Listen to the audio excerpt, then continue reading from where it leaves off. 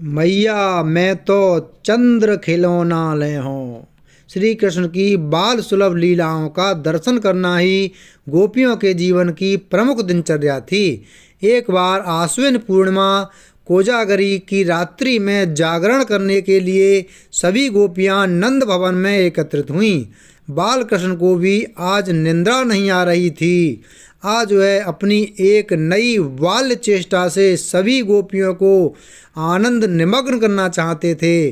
सभी गोपियां बाल कृष्ण से हंसी ठिठोली कर रही थीं और बाल कृष्ण भी नृत्य करने लग जाते हैं। नंद भवन का विशाल प्रांगण बाल कृष्ण के नूपुर की ध्वनि से झंकृत हो उठा।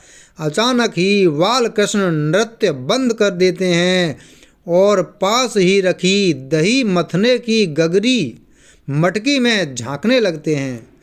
उस मटकी में उन्हें आकाश स्थित चंद्र का प्रतिबिंब दिखाई देता है। बालकृष्ण माँ यशोदा से पूछते हैं, यह सुंदर प्रतिबिंब किसका है? यशोदा जी हंसकर कहती हैं, मेरे लाल यह चंद्र प्रतिबिंब है। बालकृष्ण आंखें फैलाकर आश्चर्य से कहते हैं, माँ यह चंद्र है? फिर तो तू इसे गगरी से निकालकर मेरे हाथों पर रख दे। माँ यशोदा और गोपियाँ हंस हंस कर लोटपोट हो जाती हैं। बालकृष्ण हठ करते हैं कि माँ इस चंद्र को गगरी से निकालकर मेरे हाथों पर रख दे। माँ यशोदा उन्हें अन्य प्रलोभन देकर मनाने की कोशिश करती हैं, पर बालकृष्ण रोना शुरू कर देते हैं। तभी उपनंद जी की पत्नी प्रभावती को एक तरकीब सूझती है। वह छुपकर भंडार गृह में जाती हैं और वहाँ से माखन का एक बड़ा टुकड़ा अपने हाथ में छुपाकर ले आती हैं और चुपके से उसे उसी गगरी में रख देती हैं। फिर बालकृष्ण को बहलाते हुए कहती हैं, अच्छा चल मैं तेरे हाथ पर चंद्र रख देती हूँ, और उस माखन के टुकड़े को निकालकर बालकृष्ण के हाथों पर रख देती हैं। नवनीत पिंड लेकर कृष्ण आंगन में दौड़ते हैं। उनके पीछे माता यशोदा व गोपिकाएं भी दौड़ती हैं। दौड़ते दौड़ते वह फिर उस दही मथने की गगरी के पास आ जाते हैं और पुनः उन्हें उस गगरी में चंद्र का प्रतिबिंब दिख जाता है। वह समझ जाते हैं कि माँ ने उनको बहलाया है। चंद्र तो अभी इस गगरी में है।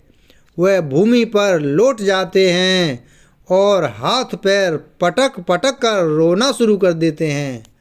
माता यशोदा उन्हें वत्स से लगा लेती हैं और कहती हैं, मेरे लाल चंद्र तो गगन में है, गगरी में नहीं। बालकृष्ण कभी आकाश में देखते हैं और कभी गगरी के चंद्र को देखते हैं।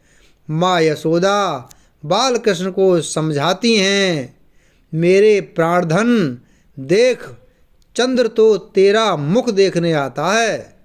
जब तू गगरी की ओर देखता है तब चंद्र गगरी में आ जाता है, और जब तू आकाश की ओर देखता है तब चंद्र आकाश में चला जाता है।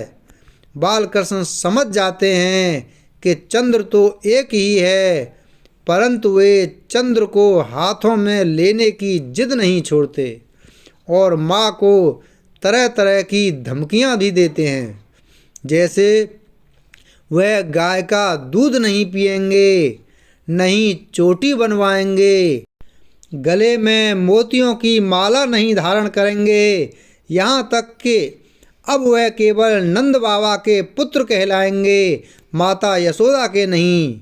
माता यशोदा समझाती हैं, यहाँ तक कि माता उनकी जल्दी से शादी कराने का प्रलोभन भी देती हैं। पर बालकृष्ण पहले से भी अधिक हठ करने लगते हैं।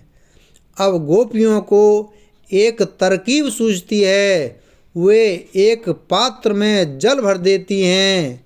माता यशोदा उस जल पात्र में चंद्र का आवाहन करती हैं।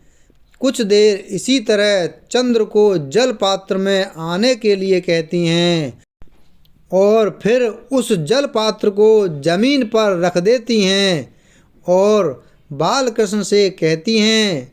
बालकृष्ण को जल पात्र में चंद्र के स्पष्ट दर्शन हो रहे हैं। वे आनंद से भर जाते हैं और माँ यशोदा की गोद से उतरकर जल पात्र में दोनों हाथ डालकर चंद्र पकड़ने की कोशिश करते हैं, परंतु झलमल झलमल करती हुई चंद्र परछाई विलीन हो जाती है। योग माया के प्रभाव से आकाश में भी बादलों का एक टुकड़ा चंद्रमा को ढक लेता है। बालकृष्ण आकाश की ओर देखते हैं, वहाँ भी चंद्र नहीं है। माता से पूछते हैं, माँ मेरा चंद्र कहाँ चला गया? माँ उत्तर देती हैं, मेरे लाल तू उसे हाथों से पकड़ना चाहता था, वह तुझसे डरकर पाताल में चला गया। बालकृष्ण पूछते हैं, माँ पाताल क्या है? माँ कहती हैं, चल तुझे पाताल की कहानी सुनाती हूँ, और वह बालकृष्ण को शयन कक्ष में ले जाती हैं। इस तरह बालकृष्ण चंद्र को खिलौना बनाने की अपनी हठ को भूलते हैं। गोपियाँ भी श्री कृष्ण की इस लीला को देखकर अत्यंत प्रसन्न हो रही हैं। इस प्रकार भगवान श्री कृष्ण की विभिन्न लीलाओं का उद्देश्य अपने भक्तों को आनंद देना है। भगवान श्री कृष्ण लीला पुरुषोत्तम हैं। भगवान की कौन सी लीला क्यों होती है, इस बात को हम लोग नहीं समझ सकते। भगवान की लीला रहस्यमयी है। उनका तत्व जानने की चेष्टा न करके उनका गायन, श्रवण और ध्यान करें, यही हमारा कर्तव्य है।